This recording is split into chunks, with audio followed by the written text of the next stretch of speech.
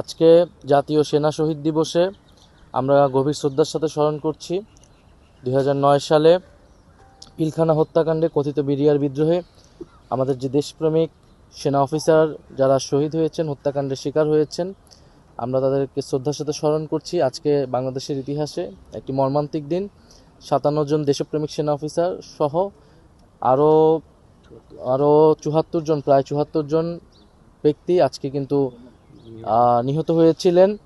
এবং 2008 সালের যেই পরিকল্পিত ষড়যন্ত্রমূলক ইলেকশন, সেই ইলেকশনের মাধ্যমে আওয়ামী লীগ প্রথমে এসেই প্রথম টার্গেট করেছিল বাংলাদেশ সেনাবাহিনীকে, এই প্রতিষ্ঠানটিকে। কারণ বাংলাদেশের গণতন্ত্র, বাংলাদেশের স্বাধীনতা, সার্বভৌমত্বে রক্ষায় সবচেয়ে বেশি অগ্রণী ভূমিকা রাখতে পারত এই সেনাবাহিনী। ফলে সেনাবাহিনীকে দুর্বল করা এবং যে একটা মাস্টার প্ল্যান নিয়ে 2008 সালে আওয়ামী লীগ ক্ষমতা এসেছিল, ফ্যাসিবাদ কায়েম করেছিল। পাঞ্জাবের জগতে একটি বিশ্বস্ত নাম শাবাব এথনিক ওয়্যার।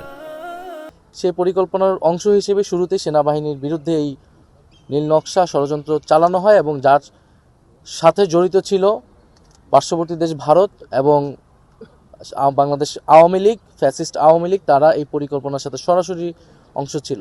ফলে আজকের দিনে আমরা শুধু শ্রদ্ধাঞ্জলি জানাতেই আসি নাই। আজকের দিনে আমাদের বক্তব্যটি হচ্ছে যে এই হত্যাকাণ্ডের বিচার আমরা চাই এবং বিডিআর যারা গ্রেফতার করা হয়েছিল বিভিন্ন সময়, আমরা মনে করি না যে সেটা সব সুষ্ঠু বিচার বা ন্যায় বিচার হয়েছিল। কারণ আমাদের কাছে কিন্তু পুরো ঘটনাটা আসলে জাতির সামনে এখন উন্মুক্ত হয়নি।